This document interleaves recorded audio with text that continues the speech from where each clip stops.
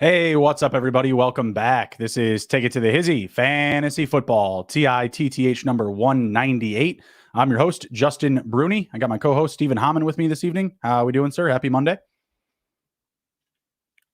Yeah, you're muted, bud. Steve's not feeling so well tonight. He's a little off two cue. shows. Yeah, I was going to say, that's 2 shows in a row. I got to get on it. But, yeah, happy Monday. We get the Bears here in prime time. I mean, yes, sir. Maybe we can get a win here. Yeah, maybe. It's been a pretty weird week, right? So if there's a week for the Bears to get a win on Monday night, it may very well be week 9. How's your week going? Highs and lows? How are we feeling? This Other is than your rough. health. Yeah. This week was tough. Seems like there is a lot of upsets or underdogs being able to pull it out. So betting wise, it killed me. And I also think I finished with 60 points in a fantasy league that, you averaged around 120. So tough week overall for a lot of my players. Yeah. Missed on the Bengals again. The Bengals are like turning into like my new Spurs. I bet on the Spurs yesterday. They lost. Bengals now 2 weeks in a row. They blew the cover up against the Jets. They lose against the Browns, and not turning out to be quite what I thought they were. Had a few bad starts. Well, I mean, bad starts like Josh Allen, Tyreek Hill, Aaron Jones. Like, what are you going to do about those guys? Obviously, you're never sitting them when healthy. But just rough outings, rough weeks. Still took home more wins, than losses. So that's a good thing. I can't complain about that. But that's the benefit of playing in multiple leagues, right? But excited for tonight's game. We do have the Bears in prime time. It should be fun still. Justin Fields, he's a prime time player. You go back to his college days. He knows how to play in front of a crowd, big audience. The moment's never too big. We just need a better coach, in my opinion. Yeah. He needs a better system. Needs a much better system. So we'll see what we get tonight out of him. He's been playing a lot better recently, actually. The numbers have been going up. He rushed for over 100 yards last week. Maybe we see a little bit more of that this week. A couple more keepers, working in that kind of veer double option. We get David Montgomery back. Maybe that helps. Maybe he doesn't play at all. I have no idea. We'll get into it here soon. Before we get started on our game preview, let's go over some props. What are your best props for this evening? What do you got? So touching off what you said about Justin Fields having a 100-yard game, I have him rushing for a touchdown, and I was getting that at, I believe it was plus 375 when I grabbed it. So I like that value. He's very athletic. He can do it. And then usually I do player props here. I am going to go those Steelers -4 first half. I think they can, even if this is a 7-0 game, I think it's them getting on the board first, opposed to the Bears. That makes sense. I took Pat Freiermuth for an anytime touchdown. That's paying plus 250, and I have Deontay Johnson as the game's leading receiver in yardage. That's paying -125. So I was very happy that I wasn't playing Deontay Johnson this week. I think that he's in line for a big night tonight. So I like his yards. I like his catching props too. He was at 6.5, which I thought was kind of a tall number. I would have absolutely slammed 5.5, but over 6.5 was paying plus money. So it'll probably wind up hitting, but I stayed away. I didn't want to dive too deep into that. And I also like the Steelers tonight, so we can get into that here soon. Interesting you mentioned the Steelers in the first half, though. Yesterday, me and Emron were talking. I was like, oh, take the Bears in the first half spread. We had to take a minute to look it up and everything. You have it as -4. Yesterday, it was at -3.5. So a little bit of movement there. Maybe some folks took action after we started talking about how well the Bears play in the first half. But for your sake, I hope you can hit that tonight. Maybe a little 14-10 game at halftime. Definitely. All right, let's jump into the Monkey Knife Fight props before we go into the game preview. If you guys want to jump on Monkey Knife Fight, we have a promo code you can use to the Hizzy. They'll match your deposit up to $50 at 100% rate. All right, first up, we got Ben Roethlisberger versus Justin Fields, the old man versus the kid. We're looking at passing yards here, 240.5 for Big Ben and 175.5 for Fields. I think these numbers are too low. I think a lot of the books and game makers like this, like Monkey Knife Fight, they're really buying into the total and a low-scoring game here. Both teams have impeccable records to the under. I believe the Bears are 3-5-1. Is that right? Or 2-6. The Steelers are 1-5-1. Sorry about that. So I think they're trying to capture that or take advantage of that a little bit here. I think these numbers are still a little bit too low. Bears are good up against the pass, but in recent weeks, defenses crumbled a little bit with Mack out of the lineup, and Justin Fields is just getting better. And I feel like 175 is just too low a number, really, for any quarterback in this league. Yeah, I agree. Both these numbers are low. I think Big Ben will be able to get it done.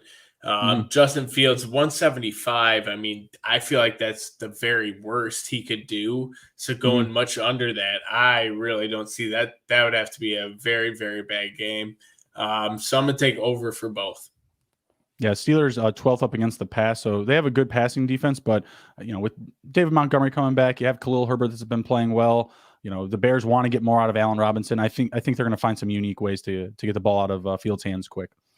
Next up, we've got Deontay Johnson and Khalil Herbert in a fantasy point matchup. So you got Deontay Johnson's number at 17.5 and Khalil Herbert at 11.5. I like Deontay Johnson a lot tonight, but that 17.5 is a little bit too high. I think it'll come close, but I'm going to take the under, and I like the over for Khalil Herbert.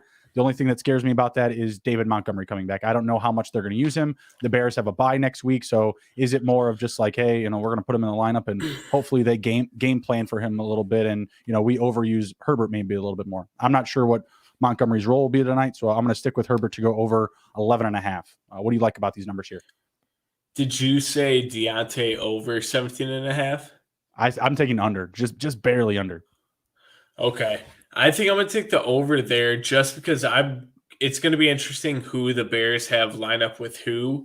I kind of feel like Jalen Johnson with his size should be matching up a lot more with Chase Claypool. I'm going to go over on Deontay, thinking maybe he can get just one long touchdown. And really, you hit it on the head. Damian Williams not Damian Williams, Dave Montgomery back now. I don't know how much we see in this game, so I think 11.5 fantasy points for Herbert, who's been able to get it done. I like the over. Yeah, I'm going to take the over there. With Deontay Johnson, I hear you. I'm going to say he has a very good game just without the touchdown. Like, he gets a fair amount of volume. Maybe that seventh catch, maybe he does hit that prop with a fair amount of yards. He just doesn't get that pay dirt touchdown. All right, next up, we've got 3 going wide here. We're going to start with the guy in the middle, Allen Robinson, because his reception total is at 3.5. Wow, 3.5. We got Naji Harris at 81.5 rushing yards. We got Claypool at 55 receiving yards. You can go ahead and go first with this one. I'm still not certain on Claypool yet. I'm not. I'll go. Ooh, I'm not really certain. I was looking at these pre-show too, and it's really, really tough. I'll go Claypool over just by a little bit. I don't see him having a monster game, but I think you could see him maybe getting 65. Allen Robinson, I do think he gets it. They're really going to try and get him involved. And then Naji Harris, I'm going to have to go the under. I think Chicago will be able to stop him just a bit. He'll get it more in the I think he'll get it more in the passing game, if anything, because that's what they've kind of just fallen to do. Well, in the last couple of games, Naji Harris's volume has gone up and the rushing yards has gone up. He's been hitting around like 85 yards plus in 3 consecutive games. And one of those games, he had over 100 rushing yards. Bears are 25th up against the run. So I am going to go the over for Harris because I think they're really going to try to protect Ben by a lot of handoffs and a lot of carries for Harris. I just feel like the game script will fit that for them, again, with the Bears rushing defense just being hobbled, also missing Mack and still ranked 25th in the league. Allen Robinson, I'm praying that he hits this number. I'm praying that he finds pay dirt, but I'm reading like group chats and on social media about people dropping him just on a whim. They're not even like trying to get a trade off or just bench him. They're just like, I'll dump this guy. Just throw him to the waivers. So sad. So sad. I mean, that's in redraft formats. Obviously, you're not doing that in Dynasty, but Allen Robinson, I'm just going to the over because I want him to. Like, that's it. I'm not putting any money on it. if I was actually putting money on this monkey knife fight set, I'd probably take the under 3.5 for Robinson because he's only hit this number, I believe, in 3 games so far. 3 games over 3.5 catches. That's nuts. Ouch. Chase Claypool, I'm going back to the Jalen Johnson narrative. I said the same thing yesterday. It's most likely that he would be on Claypool, those big bodies outside the numbers, dueling each other down the field. I'm going to go with the under for Claypool, but very similar to Deontay. Like I took the under, just barely. You're taking the over, just vice versa here. I'm going to say he barely hits it or barely misses it, excuse me. Finishes anywhere from like 47 to 50 yards, or 52 yards, something like that. All right, let's jump into the actual game preview here. We got the Bears traveling to Pittsburgh, plus 250 on the money line. Over-under is now at 40 points. There's been some back and forth here. It started at 41.5, came down to 39. Now we're back up to 40, and the spread is at 7 points here. What do you think, man? Can our Bears hold it down? Can they cover the spread in prime time? What do you think?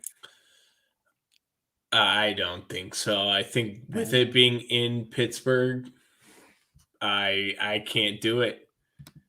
That's a big number. I do think it's a big number, but Bears haven't been winning close games. I mean, they struggle to put up offense, and that's what you're going to need here. And they just cannot do it. So I'm going to go. I'd lay the 7 on the Steelers. I hope I'm wrong, but I'm taking the 7 as well. It's money that I will gladly hand over. Yes. Yes. I've already handed the money over, so what am I talking about? You can go ahead and keep it if I can have a huge Bears win. Like, that's fine. That's cool. I need Ben Roethlisberger and Roquan Smith to combine for 60 points tonight. It's actually not as crazy as it sounds in the scoring that I'm in, but regardless, if that happens, cool. I'll win another week. But I'll forego that for a huge Bears win. I'll forego any profit for a huge Bears win. Go ahead. But if I'm putting my money on the line, I'm going to go with the Steelers, who are in their own right. They're surging. They've gotten right. They've figured some stuff out. The offensive line hasn't been great, but Naji Harris is getting it done. This team is still 28th for yards gained on the ground, but I feel like they're getting better. They're trending in a very good direction. The emergence of Pat Freiermuth. I have him for an 80-time touchdown tonight. He's been great, coming off a touchdown game himself. Eric Ebron is hurt, so there's even more snaps available for him. I think that he's going to have a good night. It's just really tough. I don't feel like they're a good match for each other right now. The Bears offense is still trying to find itself. We're going to have Matt Nagy back on the sideline. Ouch. That might be the biggest Achilles heel that we have right now. It's just that dude, being so involved. I felt like, last week and weeks prior without him, or, when he handed over the clipboard, things were getting a little bit better, a little bit brighter, but this team still isn't built to, go toe to toe with the best teams in the league every week. So there's definitely going to be some growing pains, and we're going to continue to see that. I'm hoping Fields does get that anytime touchdown tonight. Driscoll was in the chat. He was mentioning it as well. So there's more of a couple of us on it than we would think. Hopefully that's the case. And really that's all I want to see is just the Bears kind of continue to take baby steps forward, because there's just the writing's on the wall. There's really no shot at a deep run this year. We got Josh in the chat asking what are our chances Deontay Johnson goes over 13 points. He's down 13. I think we would both like that. Yeah, if it's PPR, I think you're set. Yeah. I think we both like that. If you look at the targets, Deontay Johnson's been raking 10, 13, 12, 13 targets his past 4 weeks. The volume is there. It's just that some weeks he's only getting, 6 or 7 of those, right? So you got to love the opportunity. Hopefully that keeps rolling his way. Someone that we were both high on, to start this season, but the Steelers had some woes to start. Ooh, he said it's standard. Needs that tutty. Yeah, needs that tutty. Yeah. I mean, but it's their best wide receiver in my opinion, and Hands so down. yeah, you kind of got to just start him there and go for it. That's what I would do. Oh, yeah. I mean, if you're in this situation, I'm sure he doesn't have another saving grace, camping out on the bench. It's not like Ray McLeod, don't they got him back there or something? on their bench, maybe not on Josh's bench here.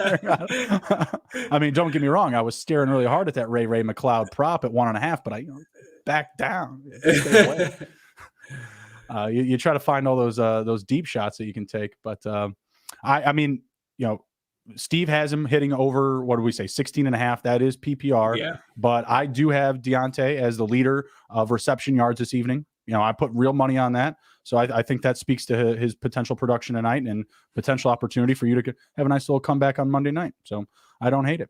What do you think about the total in this game? We're looking at 40 points. There's been a good amount of action here, a good amount of back and forth. It was at 42, came down to 39. Now we're back up to 40. I like the over here. I still feel like this is too low a number. Yeah. I don't love the over here, but I like it enough to take it. Just because it's sitting at 39. Biggest worry is Steelers, good defense. Bears haven't been. We saw a 3-point Bears outing, not too long ago. Granted, against a better team in the Buccaneers, but you could also see a 24-6 game, and I would not be surprised with how the season of the Bears is going. If I were to bet this, I will take the over 39.5 just based on numbers. Did it come down another half point? Is it at 38.5 now you're seeing? No, I had it at 40. You said 39.5. That's what our sheet has under. Oh, my bad. I didn't update it. Yeah, that's my bad. I checked it live right before we started. That's my fault. I'm sorry, Steve. Gotcha. So yeah, but that's just been the narrative so far these past couple of days is just constant line movement. I think at one point we were even at 6.5 on the spread. So there's definitely been some movement here and some action coming in. I know earlier today that 62% of the public was on Pittsburgh to cover. That moved down to 55%. So a good amount of action there. And 68% of the public is in on the over as well. 32 to the under. I mean, the Bears rank 31 in total score. The Steelers rank 26. So there's obviously a lot of upside to the under here. It's just that the books are just hauling the number to the basement. You know what I mean? Like, it doesn't take that much. You get a special teams touchdown, a defensive touchdown. You look how much we've kind of dogged our Bears defense, right? Or offense, excuse me, right? Yeah. Like, there's those other opportunities in the game for scoring. So I just feel like it's almost a trap. 2-6 to the over for the Bears. 1-5-1 for the Steelers. The books know what they're doing, right? They're going to drive it down. They're going to try to say, if it's that low, we're going to take the under, right? So there's always those mind games that you got to consider that the books are playing with us here. It's never as simple as it is. I think we'll get something weird like that. Maybe we get a kick return. Maybe Fields throws a pick six. I don't know. It can happen. All right, let's jump into our fantasy waiver wire. Going over some guys from this week and recent weeks that have been performing, getting in there. We got Devonte Freeman here, 13 carries for 79 rushing yards this week up against Minnesota. I believe he had a receiving touchdown as well. That would put him for 3 touchdowns in his last 3 games. Lat Murray, who? Is this a crowded backfield that you're interested in getting involved with, Steve? You still have Tyson Williams are getting touches, Lev Bell, of course, Lamar, RB, QB, one, of both parties there. So is Devonte Freeman someone that you're interested in? He's only 20% rostered in Yahoo platforms. Yeah, I mean, for me, no. I mean, unless you're that desperate at running back. Le'Veon Bell found the end zone this week. I just don't think you can count on it. He got 13 carries, which matches his previous 2 weeks carries combined. I mean, they don't got one running back on their entire roster. Well, they have Lamar Jackson. What are you talking about? Well, okay, yeah. I should have said they don't have one quarterback on their roster. Oh, now I like to call them both. I tease. Okay, you can't play both sides there. I said QB1, RB1. It's the same like Cordell Patterson. RB1, wide receiver 1.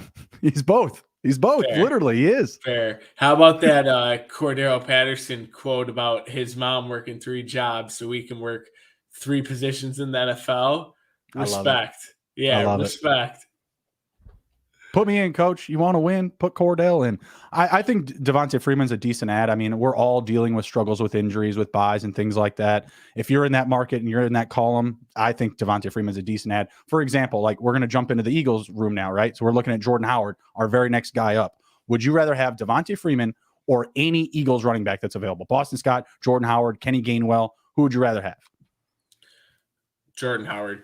Really? All right, well, yep. Jordan Howard's next. Let's go. Let's jump in. So he's coming off a 17 for 71 game and another rushing touchdown. He had 2 the week before that. I don't believe Boston Scott found pay dirt, but I know Kenny Gainwell got another one.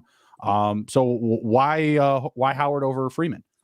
You're seeing a lot more carries there Mhm. for him. He's Mhm. producing on those, and he is going to be their goal line back. If you're True. getting that desperate, he's going to be their guy when they're at in within the goal. Mhm. So it's going to be him. And right now, when you're seeing him at 12, 17 carries, that's a good day for any running back. Yeah. So I think you got to go with Jordan Howard here. I don't know. Least Maybe it's just sexy, least sexy, but based on the numbers, sure, I mean, sure. I don't see any other argument. Yeah, absolutely. I mean, when you look at Freeman's usage, like we said, he's got 3 touchdowns across 3 weeks. Howard's got 3 across 2. So they're both getting the usage, right? Like Howard, he is at 40% snaps, Boston Scott 44%, and Gainwell 19%. That's from this week. Freeman, he was at 58%, Tyson Williams at 18, and Lev Bell at 23. So at least Freeman leads his room. You know what I mean? Like, I feel like the Eagles' room is still very up in the air. They even brought up John Hightower this week. So they brought a 4th head into that room. I don't know. I mean, obviously, I just got done saying Lamar Jackson is another layer there. So that's your 4th guy, right? So it's very Well, similar. But I guess I also just trust the Ravens more, right? Like I trust them to be in the red zone more frequently. I trust them to give us more scoring opportunities and more reliable opportunities than say the Eagles. But it's hard because you just look at this production from Howard, and I guess I can see where you're coming from. I mean, you're looking at 29 total rushes these past 2 weeks. That's nothing to sniff at. 15 carry a game av. That's really not bad. And you look at the yardage, 57 last week, 71 this week. And the touchdowns, like it's not really that bad of a situation, especially if you're dealing with injuries, if you're dealing with buys. I think that both of these guys would be productive ads.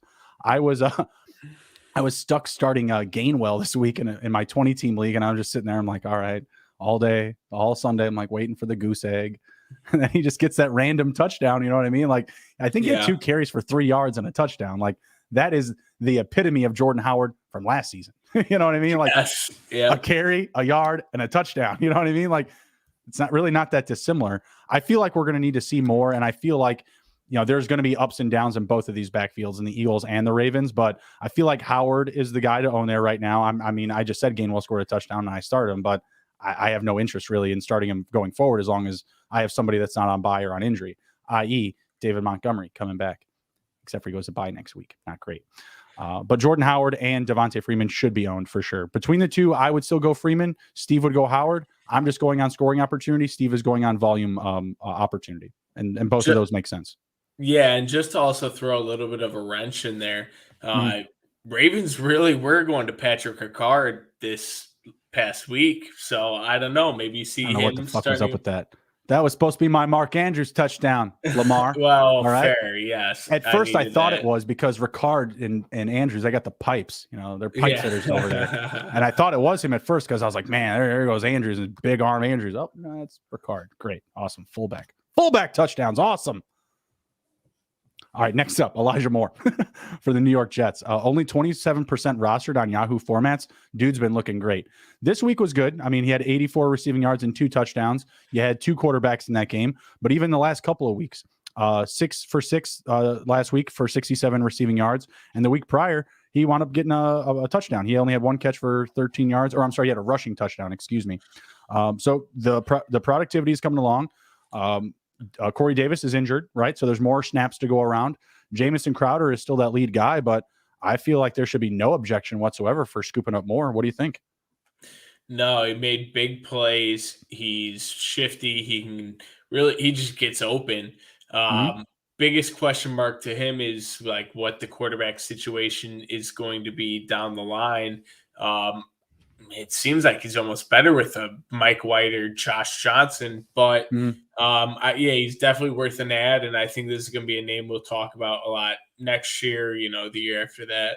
Oh, absolutely, for sure. I'm hoping so. Anyways, I was actually a little disappointed that the Jets didn't look to move Jameson Crowder at this deadline. They have plenty of receivers. You know what I mean? Like they're not going to the playoffs, right? I mean. No. I feel like if moving Crowder, would have helped Crowder, which I feel like they'd be okay with. He's done right by them so far. And that would have just propped up more snaps and more opportunities for Elijah Moore. I don't know. I definitely believe we'll see Crowder in a New Jersey next year. So yeah, I'm very excited about Elijah Moore going forward. Definitely someone to grab and redraft. You're looking at Buffalo, Miami, and Houston, the next 3 opponents. They're going to need him. They're going to need targets in those games. If you have Mike White and Zach Wilson fully healthy, who do you start?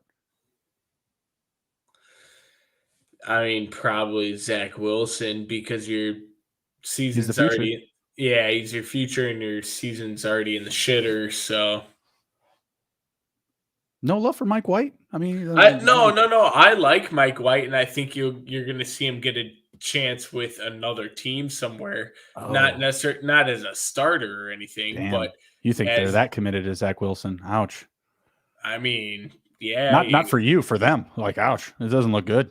Yeah, I agree with that. But when you invest that much, I mean, as a Bears fan, I saw it for how long, and I'd be inclined to say that even the Giants fans are feeling that way.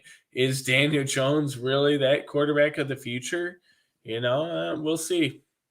I beat Dan Jones and Carson Wentz this week with just one quarterback in my Superflex league. Are you talking about our league? No. You had Joe Burrow, pal. Oh, I was gonna say. Yeah, you had Joey B. But you started 2 quarterbacks and I started 2 quarterbacks in that league. So I had 2 leagues this week where I was in Superflex and I had to only start 1 quarterback and I went 1-1. I had Aaron Rodgers out in one, and then I had Kyler out in another, which I was so lucky to pull Kyler early because we didn't get the call till I think midway through the noon games or 1 o'clock games. Yeah. Yeah. So I had to pull him and D-Hop really early without you're telling me. I didn't even get to pull him because I couldn't drop enough players where I just like, all right, okay. This is now. I thought you were talking about our matchup because I sat D-Hop in our matchup. No. But I didn't have Kyler in that one. That too, damn it. Why'd you have to do that? Yeah, my bad, dog. My bad. We had a good one. We had a good little bout, no? I mean, Josh Allen didn't do dinky do. I mean, what else can I do for you? Yeah. Yeah. I think maybe I got one more player person playing. No, you don't. Sorry, cuff. Way to just crush my dreams. All right. Next topic. Pal. Next topic is DPJ, Donovan Peoples-Jones, the Peoples receiver. 2 for 3 yesterday. Not a ton of volume, but he had 86 receiving yards and a touchdown. His game prior to that, 3 games ago, he had 4 catches for 5 targets, 101 receiving yards, and 2 touchdowns. So in his last 2 games, he has 187 receiving yards and 3 touchdowns and 6 catches. Buy or sell. I mean, it seems like without Odell Beckham out, this guy's got to be owned. Yeah, this is a buy. I mean, they have Jarvis, but he's not going to be able to do it all for him. And then Higgins in there. But I think Donovan Peoples-Jones is the one. They take a lot of deep shots downfield to him. You saw it last week. It turned into a touchdown. Yeah, I think he's a must-add in a team that doesn't have wide receivers and will be hurting for him for the rest of the season. Also, shout out, I met Donovan Peoples-Jones' dad one time. Yes, true fact. Cool. Was he like Lonzo Ball's dad, or is he? No. He's a doctor. He's a doctor, actually. Yeah, it was for sure. Yeah, it was big brain on the Jones family. I love it. I think you got to own DPJ. I mean, to me, it's really just he has the best connection with Baker, in my opinion. When you look at Baker taking downfield shots to Landry, downfield shots to OBJ. There's something missing there. I don't know what it is. I don't know if it's just in their relationship or if it's just off his mark, but they're singing each other's tune or dancing to each other's tune. So I go DPJ all day. 60% snap share, 58% for Anthony Schwartz, and 67% for Landry. So they're all really close. They're all really even. So Landry's still kind of maybe easing his way back into his role as a starter. Still coming back off of injury after a couple of games. They may be looking to still ease him in, but with Odell gone, you gotta love Donovan Peoples-Jones there, and that I think that snap count percentage is going to climb. It was a weird week with the Browns in that game because I started Dearness Johnson. It was a bad start. What was I thinking? I don't know. I just felt like the game script was going to be more active for a lot of back and forth scoring, between the Bengals and the Browns, and there would be that moment of reprieve for Nick Chubb. Like it's always been, right, with Kareem Hunt and even mixing in these other guys. But man, the Bengals just held on to the ball forever. They march all the way down the field, throw a 99-yarder, they march all the way down the field again, and it's just like, okay, the Browns are getting their second possession halfway through the second quarter. at that time he had like no touches. I saw the writing on the wall. It was going to be a bad week. But I think that also played a role in the receivers as well. Like, how they were, running their combinations and things like that. They just weren't on the field for as long as the Bengals were. So I think that those numbers will come up for DPJ in the coming weeks. Definitely. Next couple of guys are maybe not, so flashy in the waiver wire right now. First up, we got Logan Thomas. He's coming back from injury. He had a really good start to the year. He had 2 receiving touchdowns in his first 3 games, 3, 5, and 4 catches through those first 3 games before going down with injury. Coming back this week, we've got Tampa Bay on the books for the football team.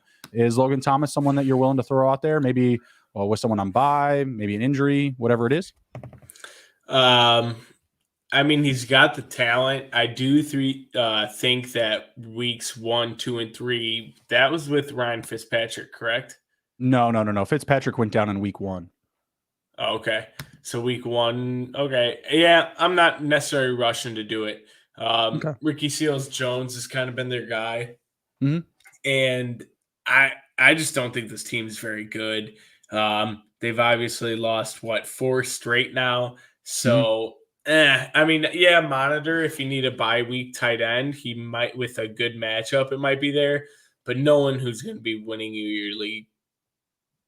Well, I think he emerges himself as like the next big target in the red zone because without Antonio Gibson being 100%, or at least, giving us that 100% production on the field, you X him out of the red zone, right? Then you have Terry McLaurin, like their A1 red zone target. And I think Logan Thomas kind of steps up into that second slot there. And I feel like he's going to have those continuous opportunities down low.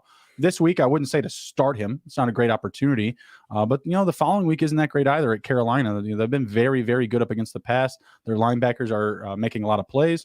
So maybe I would stay away from that matchup, maybe even the first couple matchups. But I think he's a guy to roster. I feel like he could definitely have, a nice little back end of the season and really help you out in your playoffs.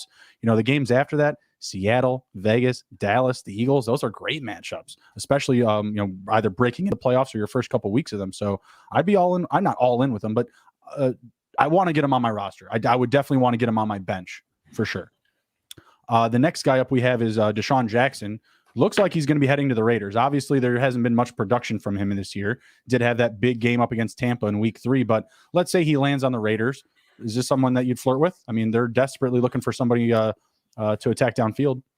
Yeah, I had picked up Zay Jones, and then after seeing him this week, I quickly dropped him for Desean Jackson, just because I think they're depleted there, and I think he fits the role that Ruggs was originally playing. I think that's more of where Desean Jackson fits. Nothing against Zay Jones. I just don't think they have him in their grand scheme. Right. So I took the chance. I'm going to roll the dice on him and see what he can provide. He's still one of those fast burner guys. And you got Waller and Renfro that you got to, pay attention to. Renfro underneath and then Waller kind of wherever he's at on the field, that it might open up enough opportunity to hit Desean Jackson deep. Biggest worry there would be, does Derek Carr have the arm to really get it down there to him? I think he does. I mean, you look at the numbers for this year, he's one of the guys at the top of the list who's chucking the ball down the field the most. So I think that's a very high likelihood. I think Bryan Edwards is still going to be a downfield guy. He was in the top 10 for ADOT coming into this week. I'm not sure of the numbers after. You got to wait till for tonight's everything to finalize. But he was definitely getting targeted a lot downfield, even with Henry Ruggs in the lineup. So I do still see them trying to develop him as a downfield target, downfield threat. Desean Jackson, I don't know. I guess I feel like I'm waiting for the last domino to fall there. Like first, I want to make sure he's on the Raiders before I do anything crazy. Hopefully that happens. Something like that happens before waivers do clear. Because if it doesn't happen before then, I'm probably not going to spend any fob on him. I feel like he still may be a guy that goes under the radar though in your league, like especially if it's not a very deep league. The Raiders are going to need somebody. I mean, obviously, like we saw Renfro have success. Waller's back, so he's going to be definitely moving the chains. But this team didn't win this week. They still lost to the Giants on the road, which to me is just not the level that they've been playing to this season. They've beaten some good teams, and I felt like they should have knocked the door in on the Giants. So we'll see what we get. I do think that he's a situation to monitor. Just don't want to spend any fob on him without him being on a roster. That's really my only takeaway. Quickly, he has been signed by the Raiders. Hey, touchdown. Go and get him. Yeah. There it is. Awesome. So go and grab Desean Jackson. They're going to need another weapon there. Snap counts will be high percentage for sure. Maybe not the first week, but definitely weeks going forward. We got Justin in the chat. Your mother gave you a great name, sir. 43.08 playing Claypool and Najee. Oh, you're up. You're up that. Yeah, you win. So you win. Yeah. I thought you had to start them. Excuse me. Yeah, you're going to win that game, bud. I'm up by 40, and my opponent has Cole Kmet and Darnell Mooney. Am I going to win, Steve? Cole Kmet and Darnell Mooney. I'm going to win. Yeah. I'm up 40 points. Oh, I don't know. This is the Mooney game. The Mooney game? More like Ben Roethlisberger to the moon. Let's drop a 50 burger. I'll have a great comeback if I did, but I certainly wouldn't enjoy watching it. All right, last up on the list here, we got Tim Patrick. Tim Patrick, man, he's lighting it up for the Denver Broncos. Scored a touchdown this week, 4 catches for 85 receiving yards, 3 catches for 64 receiving yards last week. He's been leading the team in snap percentage. Unfortunately, he didn't lead it this week. It did revert back to Cortland Sutton, but Jerry Jeudy's starting to come back. He's starting to eat into some of those snaps. But regardless of that, Tim Patrick's still getting it done. Is this someone that you're jumping all over? Only 25% owned in Yahoo formats. It's actually going down. It went down in the last day. I don't know how. And what I don't understand is this was kind of the writing was on the wall last year for Tim Patrick. He had really broke out and looked like he could be a, key part of their wide receiver group. So I don't know why it's this slow. I guess with Jeudy coming back a bit, that is going to scare some owners, but I wouldn't be look at the numbers he's putting up. He's got 4 touchdowns on the year. You'll take that. Plug him in at your flex here and there. Yeah, absolutely. I mean, if he's owned, you have to get him on if he's available, you have to get him on your roster for certain. He's going to have that role available. Sutton, getting a little bit more coverage. Jerry Jeudy does open things up underneath, trying to break open the field. And man, Jerry Jeudy has looked very good since returning. On routes ran, he has received a target on a quarter of them. So when he's ran a target, he's receiving a target, on a quarter of those routes ran. It's pretty nice to see if you're an owner. We had Justin in the chat saying Stafford's got a sprained ankle. He thinks he's going to play through it. Yeah, I hope so. I can't be sitting out these quarterbacks in Superflex anymore. I don't like it. Yeah. Living dangerously ain't for me. All right, so now we're going to jump into the last section of our show here. We're going to cover ROS rankings and stats for the rest of the year. Just kind of keeping it pretty brief, colorful, we'll say. We're starting off with Cooper Kupp. Over under 135 receptions the rest of the way for the, not the rest of the way, the second half of the season, but his season total. And over under wide receiver 5. He is well and beyond at wide receiver 1 right now. Is Cooper Kupp going to have a poor second half, or is he just going to keep surging, Steve? No, I have him going over wide receiver 5, staying where he's at right now. And I think he goes over that 135 receptions. I think he'll do that with ease. All right, so I changed the number earlier from 140 to 135. 140, can he go over it? Ooh. 5 more catches. Yeah, that's still, though, that's tough. That's really tough. Sure, I'll go, yeah. All right, sure. All right. I was still going to say under the 135, but I just, you just easily were like over for sure. I was like, all right, well, maybe I give a bad number. You never know. I do think he's going to hold the wide receiver 1 position. He's just got to stay healthy. That's really all it comes down to. Right now, he has more fantasy points than Tom Brady. Thomas Brady. He's thrown like 25 touchdowns. That's crazy. It's ridiculous. That's just how many catches he has. 74 so far. It's absolutely ridiculous. If I said wide receiver 3, would you say the same thing? He's going to finish top 3? Yeah. Yeah. I think he does. Cooper Kupp have an amazing season so far. Hopefully he keeps it going here. Don't want to really see him revert away from these numbers. Would be scary to see. Although, if you have Robert Woods, maybe you wouldn't hate that. I'm sure we both have one of each somewhere. Next up, we're looking at Tom Brady. Over under 45 passing yards on the season. Right now he's at 25. And does he finish quarterback 3 or higher? I'm going to say over for both again. Okay. He's got 25 passing touchdowns right now, so I don't see that offense slowing down. They don't necessarily have a great running game, and a lot of it goes through Tom Brady.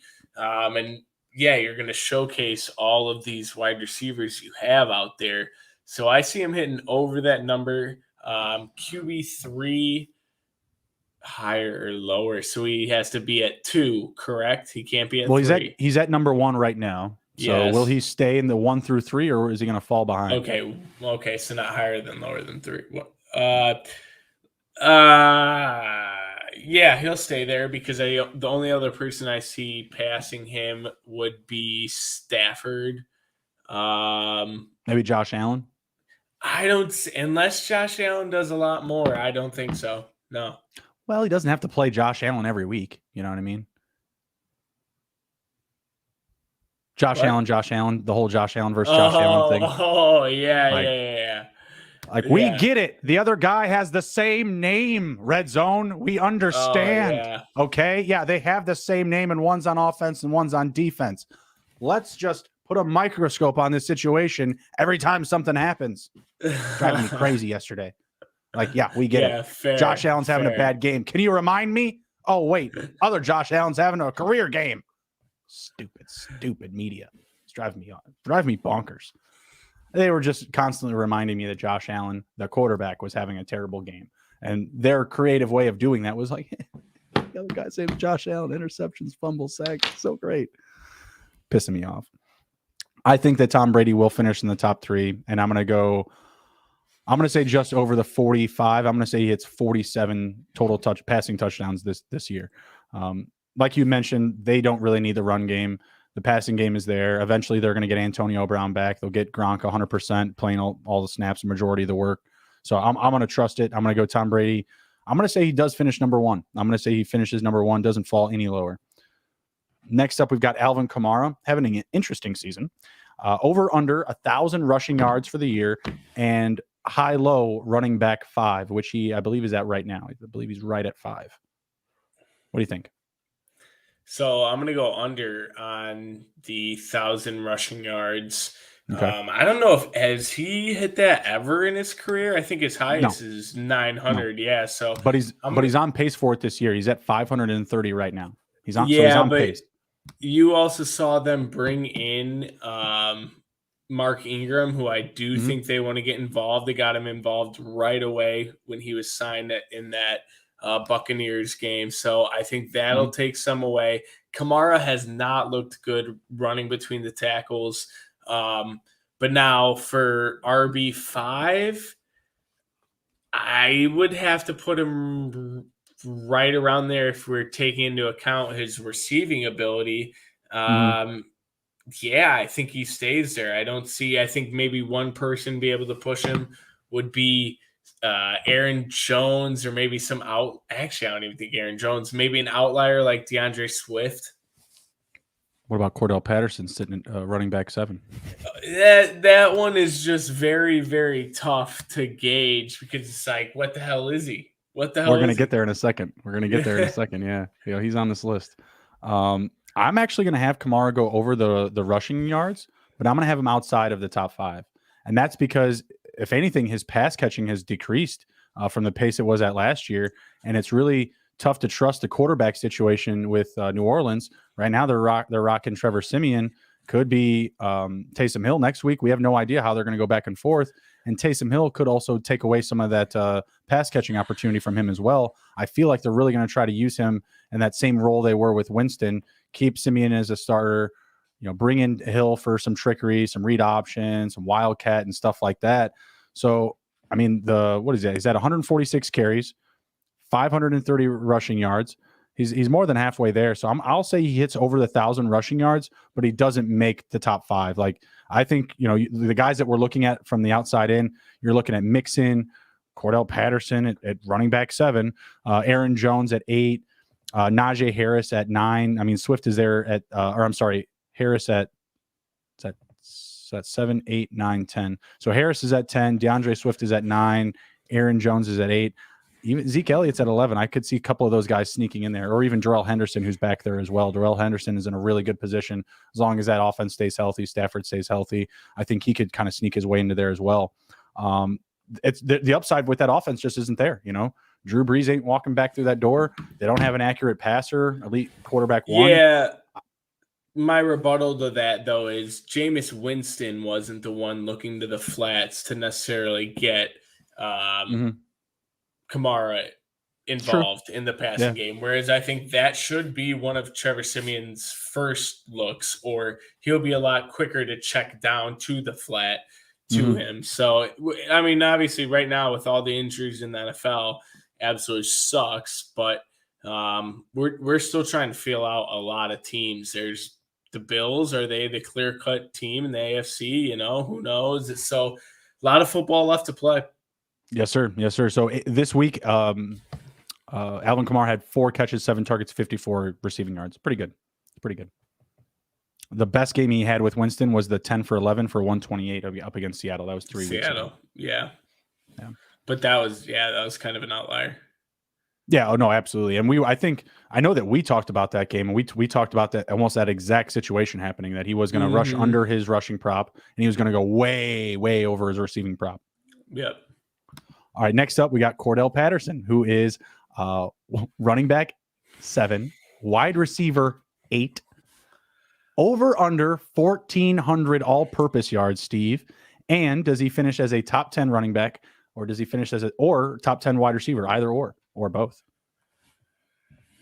Oh man, it's a weird situation. It's a very weird. I'm gonna have to go all-purpose yards. Are we considering all-purpose kick returns then too? Nah, okay, just rushing and receiving then. Just rushing and receiving. Okay, so then from line of scrimmage. Okay. And do you have the number he's at right now? I don't want to. So 459 plus 278. I can tell you, I can't do that in my head. Sorry. Yeah, no, I know where you're at about.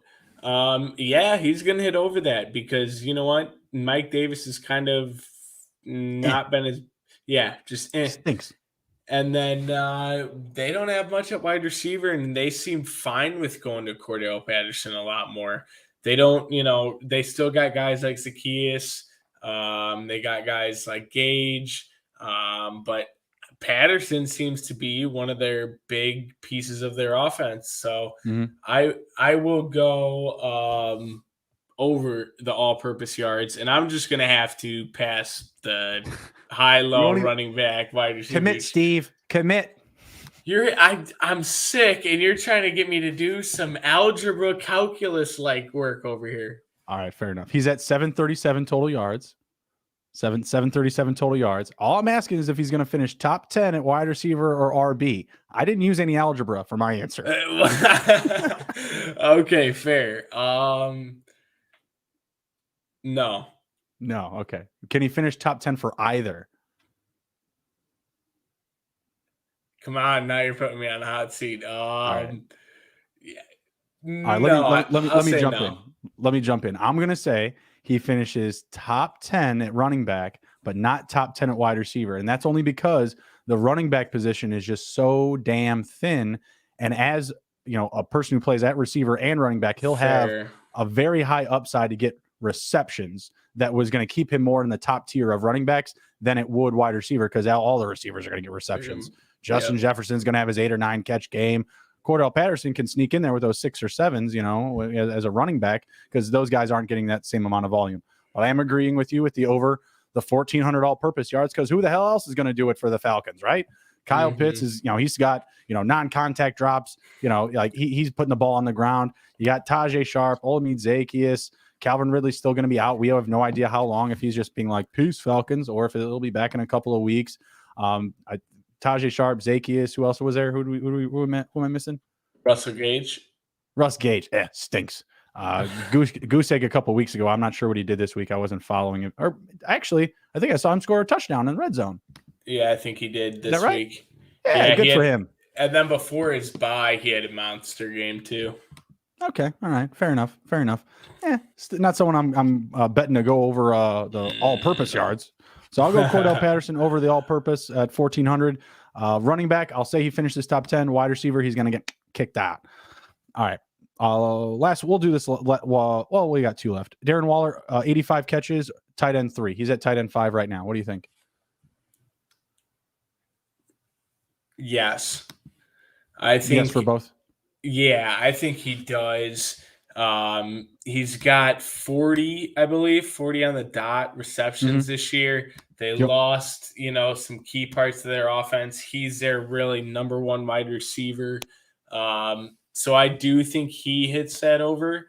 And then I see him climbing because of that. And I think he'll get all their red zone targets. Who are you going to throw to the red zone for them? Hunter Renfrow. Yeah, a lot of Hunter Renfrow. Yeah, I think you can get that, but now that a team knows that they can just key in on that, you're going to have to go to your big-bodied tight end who provides a mismatch and can, get up there and snag something. No, I'm sniffing what you're putting down there, or picking up what you're putting down. Sniffing. Give me the over 85 catches easy with I like how you said, oh, they're missing some pieces now in their offense. Very subtle way of saying Henry Ruggs was arrested and he's a criminal. Only back in the field. Very subtle. I appreciate that, Steve. A lot more opportunity for Darren Waller with Ruggs behind bars. So give me over 85 catches. And yeah, I say he finishes as a top 3. That's where he belongs. That's where he's going to finish. So give me Darren Waller at probably like right at tight end 3 or tight end 2. Last one up here, and then we're going to kick it. We got Dalton Schultz over under 850 receiving yards and high low tight end 5. What do you got? It's really, really tough for me because it's like he's like right there on pace for it, and he's been seeing 6, 7, 8 targets a game, and I know 2 weeks ago he only hauled in 2 of them. As much as I want to say I'm a big Schultz guy, and I want to say over on the 850 receiving yards, I think that offense just has too many weapons that are going to take, you never know. Yep. There's Cedric Wilson will come in there and take away 80 to 100 yards in the game. So I'm going to have to go to the under there, tight end 5. Let's see who we got here for tight end 5, who we could climb. Gesicki's looking good there. Maybe a TJ Hawkinson. Maybe you see TJ Hawkinson fall out of there. It's going to be really, really close because everyone else, Mark Andrews, Kelsey, those guys are all be over him. Gesicki, with what he's been able to do the past couple weeks, it's hard to take him out of there. Darren Waller, you already heard me say, I think Darren Waller will be in there. But yeah, Hawkinson's his only hope to sneak in there. Holy shit, I missed the first touchdown. I couldn't find the game on, and then I found it. Bears are down 7. Cool, great, awesome. Thanks for that. That Steelers first half -4, baby. Do you know who got that touchdown? No, I'll look it up right now, though, for you. Schultz, I'm going to go under on the yardage. We got Michael Gallup coming back this week, but I'm going to say that he actually does clip the top 5. I'm not sure how he does it if one of these guys gets hurt. I feel like his touchdown opportunity is going to go a little bit higher with Gallup coming back. He may not be targeted as much up and down the field, but when they get into the red zone, I still think that he's going to get highlighted quite a bit. He's still that big body for Dak. Dak and him have a very good connection. He's on pace for the yardage. He's on pace for it, but I think he'll fall just short. Naji Harris punched it in. Bastard. He was the only player for an anytime touchdown that was giving positive, or not net positive money, but -167. He was the only one not getting plus money for an anytime touchdown. So go figure. That play was waved back because of a false start. Jason Peters, great money spent, right? Those false starts. 1st and 15. We'll go through this drive. We'll see what happens here. What do you think about Michael Gallup coming back? Do you think, as far as like fantasy goes, do you think like he's just a guy that we plug in like right away, or do we wait and see on him? I think you got to wait and see on him because I'm interested to see how the Cowboys play him down the stretch. I don't know if they're in it. He's going to be a big part of it.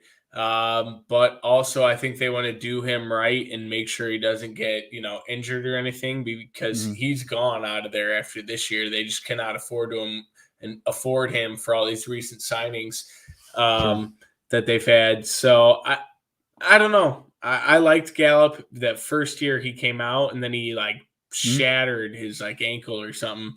And every year I'm ready for the breakout and he does continue to improve. Yeah, I'm looking forward to seeing him come back. I want to see what he can do. Before he got hurt, he looked very good. I don't know if I'm ready to start him week 1. I think in the teams where I own him, it's just not necessary. I have the depth. I can start somebody else or just have another respectable option. But looking forward to seeing what he can do. Definitely someone I'm interested to see about getting a new home next year. I was talking about it, this preseason about him potentially being on the move. Try to get him out at the deadline, even on the IR. So kind of interesting that they just like, we'll hold tight. Maybe they what do you think about them moving like somebody else, like a Cooper, if they're not satisfied? I mean, you have CeeDee Lamb emerging there. Could he just be your wide receiver 1? I still think you want Cooper there. I would I would, rather as a just GM. just move Gallup on. What are your thoughts on the trade deadline this year? I thought it was pretty. Yeah, I thought there was a lot of names. You saw Kyler Fuller being shopped. Deshaun, obviously, there's other issues. Marlon Mack, you didn't see move. Tyson Williams, even. It's like there's a lot of people. And then the one that does go through is just a complete blockbuster of Von Miller to the Rams. Right. Didn't the Chiefs trade away something? Didn't they trade away Tardif or somebody? Yeah, they did to the Jets, I want to say. Yeah, some weird trade like that. But yeah, it was pretty meh. I feel like if these GMs just don't get enough, screw it. I got off season. I can do something way better, come the end of the year.